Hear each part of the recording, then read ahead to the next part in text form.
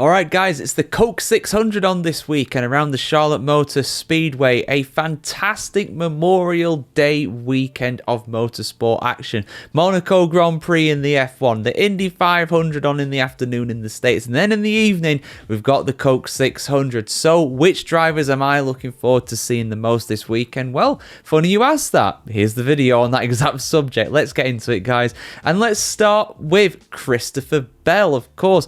Bell is the defending winner from the Coke 600 last season, and he's also riding on a high coming into this one, having run the previous race in the Cup Series, although of course a non-championship event in the form of the All-Star race. Interestingly, I don't believe there is a multiple winner of the Coke 600 on the grid. There's nobody who's won it more than once, and Chris Bell could become the only driver to do that on the current grid if he manages to win this weekend. Now, in the Cup Series, he's not won since he got his three-peat victory at the start of the season. So it's been quite a while, but he's still up in third in the championship, and he did as well finish second at Kansas a few weekends ago. So he's riding on a high. Let's see if he can convert it into his first victory in this season since Phoenix a good few months ago. Let's talk as well about William Byron. Byron is up in second place in the standings overall, but he hasn't won since the opening round at the Daytona 500. Because of that, he will be in the playoffs come what may, pretty much at that point. But you know, it's been a bit hit and miss to say the least recently for him, and he'll really want to bounce back after a disappointing weekend for him in Kansas a couple of weekends ago. Byron has never won the Coke 600, so can he put that right? Well, we'll have to see what happens this weekend around Charlotte.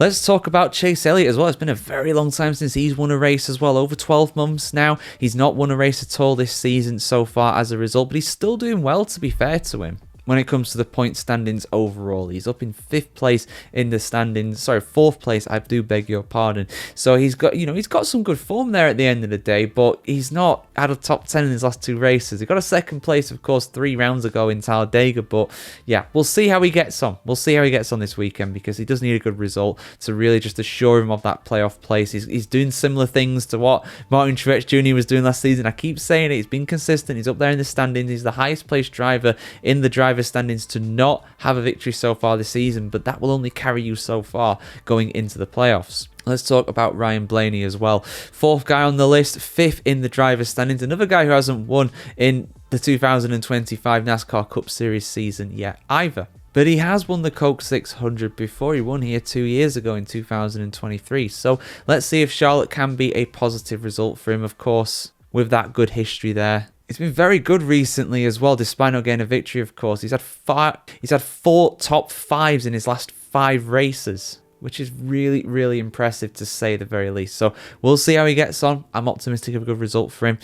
Kyle Larson, though, he's got a real challenge on this weekend. Not necessarily because it's Charlotte. He, of course, dominated the Kansas weekend. He's in excellent form right now, but just because of the physical and mental challenge of what he's trying to do. Of course, Kyle Larson, if you've been living under a rock recently and wasn't aware, he's trying to do double duty again. He's trying to do Indy 500 and Coke 600 in the same day, and I hope he'll be able to manage it. He only didn't manage it last time because, of course, the weather. Now, of course, if it does stay dry and he does manage to finish on the lead lap of this race, he will be the only man, aside from Smoke, Tony Stewart back in 2001, to manage to do double duty and stay on the lead lap of both the Indy 500 and also the Coke 600. The harder of those 2 legs is without a doubt the Indy 500. He's much less experienced when it comes to these Indy cars, but he's going to give it a good go in his Arrow McLaren. I'm very confident he'll do a good result, but will he be on the lead lap by the finish?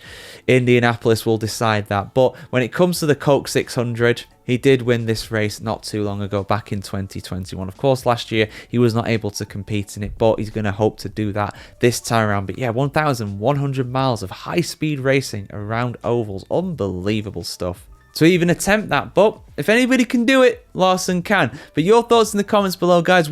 What do you think is going to happen this weekend in the Coke 600? Will Kyle Larson be able to do double duty? Will he be able to win one of the races? I think that would be unbelievable if he manages to win either the Coke 600 or the Indy 500. But we'll see what happens, guys. Like, share, comment, subscribe if you want to see more of this, and have a fantastic day wherever you are in the world today, guys. We'll see you very soon.